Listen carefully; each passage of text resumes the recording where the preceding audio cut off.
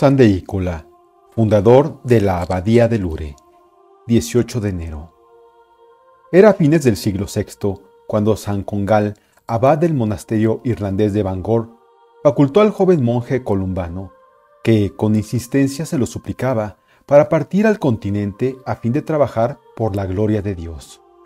Y como inspirase el Señor idéntico celo a otros religiosos, 12 misioneros se embarcaron juntos en dirección a Francia el año 585, bajo la tutela de San Columbano. San Columbano y San Deícola. Eran muy notados entre ellos San Galo, llamado a fundar más tarde a orillas del lago Constanza un celebérrimo monasterio, y San Deícola, nombre latino que significa siervo de Dios. Deícola, si bien muy entrado ya en años, conservaba todavía la energía de su mocedad, lo mismo que San Columbano, su maestro. Su corazón hallábase completamente desprendido de lo terreno, y Dios era todo su tesoro. ¿De qué proviene, le dijo cierto día San Columbano, que siempre te veo radiante de alegría y que una paz inalterable inunda tu alma? Proviene, respondió Deícola, de que no hay nada capaz de arrebatarme a mi Dios y Señor. Los monjes misioneros que Dios enviaba a Francia penetraron hasta el pie de los Vosgos, donde fundaron el monasterio de Annegray. Numerosas vocaciones acudieron pronto a engrosar esta familia espiritual y el monasterio resultó pequeño en demasía. Tomando Columbano consigo parte de sus discípulos, entre los que figuraban Galo y Deícola, se corrió un tanto hacia el este, llegando al gran bosque de Luxeuil, asiento en la antigüedad de una ciudad floreciente. Así quedó fundada la abadía de Luxeuil, que llegó a ser una de las más célebres de Europa y a cuya sombra debía surgir una población que cuenta hoy con más de 6.000 habitantes. Muy grande era la nombradía de San Columbano en los reinos de Borgoña y Austrasia, y muchos acudían a él. El joven rey de Borgoña, Teodorico II o Thierry II, y su corte salían ir a veces de visita a la abadía. Pero Columbano, movido de celo apostólico, no reparaba en reprender los vicios que reinaban en la corte y en recordar al joven príncipe las leyes de la moral cristiana. Sus legítimos reproches levantaron en contra suya una verdadera tempestad de odios. Cierto día del 610, un oficial, por nombre Rodulfo, seguido de una escolta de soldados, llegaba a Luxeuil, siendo portador de un decreto de Teodorico II y de su abuela, la reina Brunequilda, por el que se ordenaba a Columbano que saliese de su reino. Los monjes de nacionalidad irlandesa quedaron en libertad de seguir a su maestro. Deícola, a pesar de su avanzada edad, partió también despidiéndose de su amada soledad de Luxeuil, testigo de tantos afanes y trabajos. Tenían ya andadas como unas 3 leguas, camino de Ben-Sahón, cuando vinieron a faltarle las fuerzas y comprendiendo la imposibilidad de seguir más adelante, arrojóse a los pies de San Columbano, pidiéndole licencia para terminar su vida en aquella tierra. Echóle el santo abad una mirada de ternura y de lástima a la vez, diciéndole: Dios nuestro Señor, por cuyo amor abandonaste la patria y me obedeciste siempre dócilmente, nos otorgue la gracia de juntarnos un día en el cielo. Abrazáronse derramando tiernas lágrimas. Bendijo al fin Columbano a su discípulo y le habló de esta manera: El Señor te bendiga desde Sión, para que contemples los bienes de Jerusalén y disfrutes de ellos todos los días de tu vida. Y siguió su camino para ir a evangelizar a los habitantes de las riberas del Rin, antes de correrse a Italia, donde debía fundar hacia el año 612 el célebre monasterio de Bobbio, en el que murió en 615. La fuente milagrosa, callado que sirve de pastor. Deícola se quedó a solas con Dios. Hallábase en un paraje desierto y cubierto de malezas. Reanimándose poco a poco, prosiguió a través de la espesura en busca de un refugio cualquiera que pudiera servirle de retiro. Rendido de cansancio y de calor, el siervo de Dios sufría de una sed devoradora sin hallar agua con que apagarla. Lleno de confianza en la bondad omnipotente de su Rey divino, rogóle que le socorriera en aquel trance. Movido de una inspiración celestial, hinca en el suelo su cayado y ve brotar al instante agua fresca y cristalina. Esta fuente siguió manando y las gentes la llamaron la fuente de San Deícola. Las personas que padecían enfermedades en los ojos acudían antiguamente a esta fuente milagrosa para obtener remedio a sus dolencias. Una vez que Deícola hubo apagado la sed, prosiguió explorando la región. Hallábase por esos contornos un porquero guardando su piara, y al ver adelantar con lentitud al anciano de talla elevada y aspecto demacrado, revestido de un hábito para él desconocido, llenóse de espanto. Pero el buen monje le tranquilizó con tono amable, diciéndole: «No temas, hermano mío, soy un viajero y además monje, y desearía por caridad que me enseñaras en estos lugares un sitio donde poder vivir». «No conozco ninguno por aquí», contestó el pastor, «pero un poco más lejos hay un sitio llamado Lutra, Lure, algo pantanoso, es verdad, pero donde fácilmente podría establecerse, pues tiene abundancia de aguas. Ese lugar forma parte de los dominios de un señor muy poderoso llamado Berfer». «¿Podrías acompañarme hasta allí?», interrumpió el monje. «Con mucho gusto lo haría», respondió el pastor, «pero ¿quién guardará a mi gente entre tanto?». «No temas», replicó sonriendo el anciano irlandés. «Si me haces el favor por caridad, Dios velará por ella. Voy a plantar mi cayado donde están los animales y respondo que ninguno de tus cerdos se apartará y que los hallarás todos a tu vuelta». «Nada, pues sea así como decís», contestó el pastor, ganado al fin por el aspecto de santidad que brillaba en el semblante del venerable extranjero. Deícola hincó su cayado junto a la piara y siguió a su guía hasta Lutra. Cuando regresó el pastor, después de una hora larga de ausencia, halló a los cerdos cesteando tranquilamente en torno al cayado. No faltaba ninguno. La ermita de San Martín, fundación del monasterio de Lure. Deícola se fabricó una modesta celda en Lutra y volvió a emprender la vida de oración y penitencia que llevaba en Luxeuil. Aconteció que, en una colina próxima, había una ermita dedicada al patrono de Francia, San Martín. Allí acudía el señor feudal Berfer a oír misa con sus domésticos y pecheros cuando residía en aquellas tierras.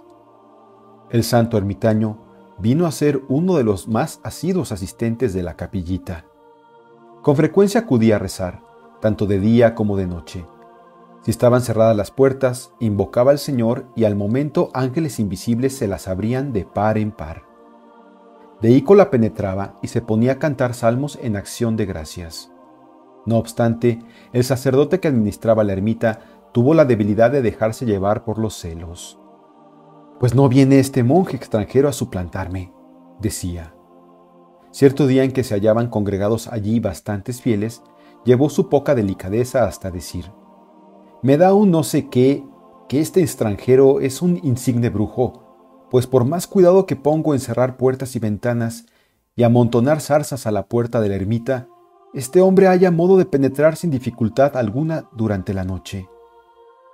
«Tenga usted un poco de paciencia, señor cura, hasta que el señor Berfer regrese», adelantaron los campesinos. «¿Quién sabe si ese monje extranjero no es un gran siervo de Dios? Mas si fuera un impostor o un hombre peligroso y dañino, descuide usted, que llevará su merecido». En cuanto Berfer estuvo de vuelta, el capellán y sus amigos se presentaron a decirle: «Señor, ¿es voluntad vuestra que este extranjero se quede sin condición alguna con la iglesia que habéis edificado y de la cual audazmente se ha apoderado?». Al oír semejante nueva, montando en cólera, Berfer envía a hombres suyos con orden de propinar al ermitaño un castigo brutal y humillante. Pero la justicia de Dios acudió más presto que la malicia de los hombres. Al instante mismo fue acometido Berfer de una enfermedad de entrañas ignominiosa y terrible. Berfer comprendió que se moría, y Bertilda, no hallando remedio alguno a los sufrimientos de su marido, tuvo la franqueza de decirle: «Has condenado al siervo de Dios sin oírle, y creo que el Señor hace recaer sobre ti el daño que querías causarle. Voy a mandar enseguida a unos criados para que con todo respeto nos lo traigan y ruegue por nosotros». Partieron los enviados sin demora, mas antes de llegar a la celda del monje, ya había muerto su señor. Salieron otros emisarios y fueron a anunciar el triste desenlace. Enterado Deícola, quiso con todo partir a consolar a la pobre viuda. Recorrió el camino a pie. Bertilda la recibió con muestras de gran respeto. Al entrar en la casa, vio el siervo de Dios un rayo de sol que, penetrando por una claraboya, parecía una verja que sostuviera el tejado. Sin reparar en otra cosa, dice el cronista, echó en él su manto y se sentó. Mientras hablaba, los asistentes contemplaban con estupor aquel manto que permanecía suspendido en el aire sin otro apoyo que un rayo de sol. Este prodigio, tantas veces renovado en la vida de los santos, especialmente de San Goar, presbítero, de San Florencio, obispo de Estrasburgo, y de San Amable, presbítero, acabó por granjear al siervo de Dios la veneración de todos. Bertilda se echó a los pies del santo anciano y le pidió perdón en nombre de su marido. «Siervo de Dios soberano», le decía, «compadécete del alma de mi difunto marido. En verdad que, si afligida estoy por su muerte, más aún me atormenta el pensamiento de los castigos que la justicia de Dios le dará sin duda en la otra vida. Sabemos que eres gran amigo de Dios. Te entrego pues la ermita de San Martín y la finca que la rodea, y asimismo esta quinta mía. Quiero ofrendar todo esto a Dios por tus manos, para el eterno descanso del alma de Eberfair». «Consuélate, noble matrona», le contestó Deícola. «Tengo la completa seguridad de que ha aceptado Dios el tardío arrepentimiento que por tus consejos tuvo tu esposo, por lo que se ha librado del infierno, y gracias a tus buenas obras le sacará pronto del purgatorio para darle posesión del descanso celestial. De ese modo se hallará una vez más confirmada la palabra del apóstol: el marido infiel se salvará por la mujer fiel». Apenas se halló Deícola en posesión del territorio de Lutra, recorriólo en todas las direcciones en busca del sitio más adecuado para construir un monasterio. Habiéndose detenido por fin en el lugar donde descansan hoy sus huesos, dice el hagiógrafo que exclamó con el salmista: «Este es el lugar de mi descanso para siempre, este es el lugar que he de habitar, pues lo he elegido». Los fieles que le acompañaban le ofrecieron por de pronto ayuda y además recursos para edificar un monasterio y 2 capillas, la una dedicada al príncipe de los apóstoles y la otra a San Pablo. Acudieron luego varios discípulos al siervo de Dios y él los formó en las prácticas de la vida religiosa conforme al método recio y austero de su maestro San Columbano. Al cabo de unos años, hallóse Deícola a la cabeza de una comunidad fervorosa que servía a Dios en medio de la pobreza, del silencio y del trabajo. San Deícola y el rey Clotario II. El príncipe que expulsara a Deícola y a su querido maestro Columbano estaba muy lejos de disfrutar la paz del fundador de Lure en su soledad. Vencido por su rival Clotario II, perdió el trono y sus estados pasaron a manos del vencedor en 613. Reuniendo bajo su cetro los 3 reinos franceses de Neustria, Borgoña y Austrasia. Aplicado únicamente al servicio del Rey Eterno, que jamás pierde la corona, permaneció Deícola ajeno a todas estas conmociones políticas. Pero cierto día, la calma y silenciosa quietud de Lure vióse turbada por el ladrido de los perros, los gritos de gente armada, el galopar de jinetes y todo el estruendo, en fin, de una cacería real. Y es que parte de los bosques y colinas vecinas pertenecían al Estado, y el rey Clotario se entregaba, con los señores de su séquito, a una de esas ruidosas cacerías que eran la diversión favorita de los reyes merovingios.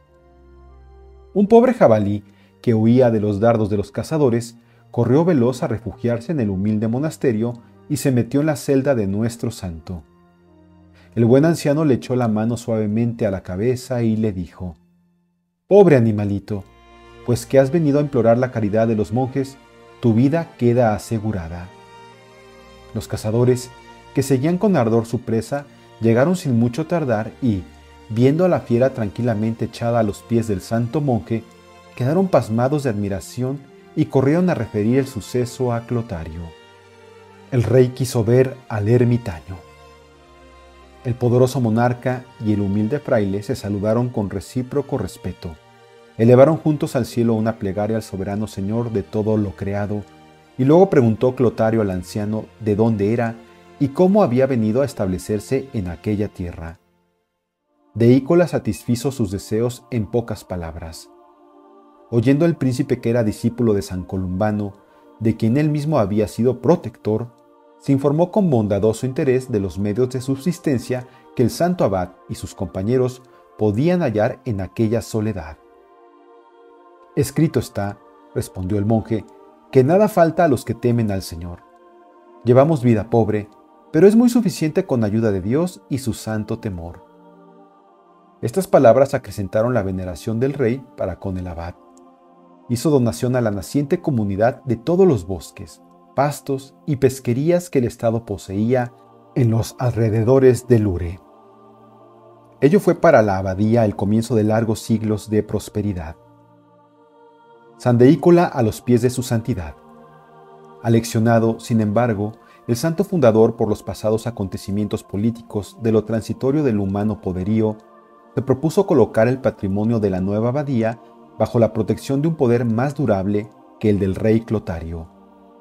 A pesar de su edad y de la dificultad de los viajes en aquellos remotos tiempos, partió para Roma, nos dice el hagiógrafo, y después de haber satisfecho su devoción ante el sepulcro de los santos apóstoles, fue a postrarse a los pies del soberano pontífice. El historiador antiguo no nos dice el nombre del papa que entonces gobernaba la Iglesia, pero cuida de reconstituir tan fielmente como le es posible el mensaje que presentó Deícola a la aprobación del padre de la cristiandad. Padre Santo, le dijo, soy un monje irlandés, peregrino, por amor de Cristo. La providencia me ha establecido en la región de las Galias, que se llama Borgoña, y en un paraje denominado Lutra.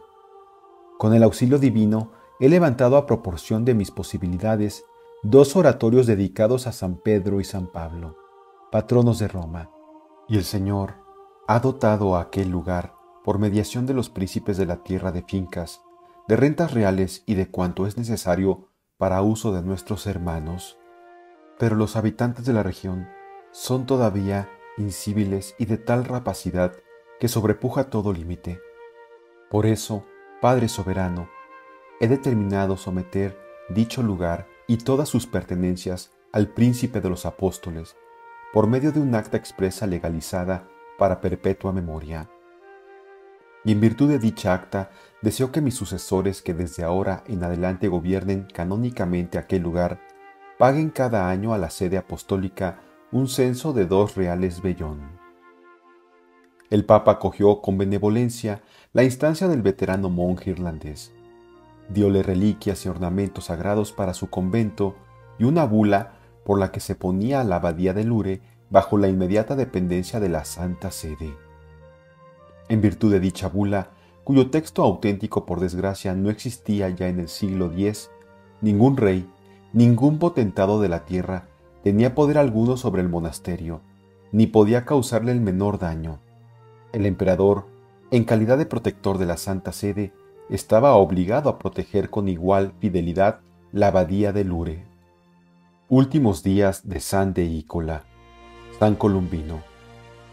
De regreso a su amada comunidad, cuyo porvenir quedaba ya asegurado, resolvió Deícola pasar en la soledad los últimos años que de vida le quedaran, para así prepararse mejor a comparecer delante de Dios.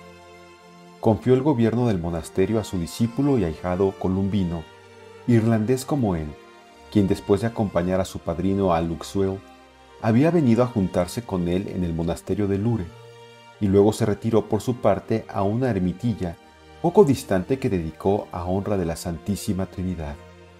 Allí pasaba los días en oración, contentándose por todo alimento con un poco de pan y agua.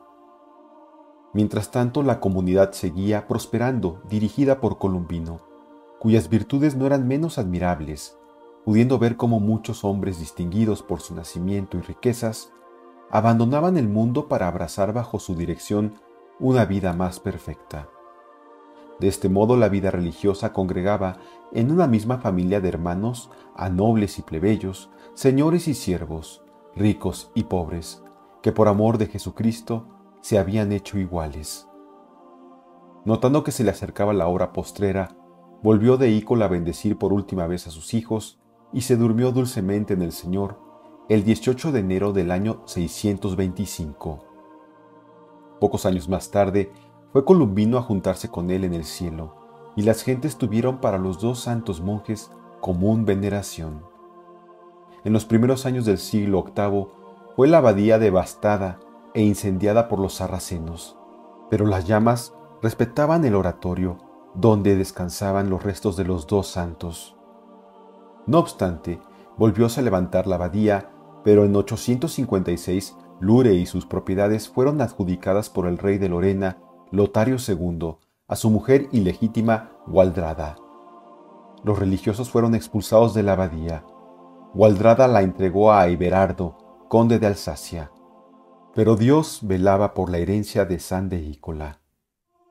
Una noche, los tres nietos del conde, que preparaban una cacería para el día siguiente, fueron acometidos repentinamente de una enfermedad gravísima. Aconsejados por su anciano padre, prometieron a Dios restablecer la abadía, devolverle sus heredades y permitir que profesaran religiosos en la misma.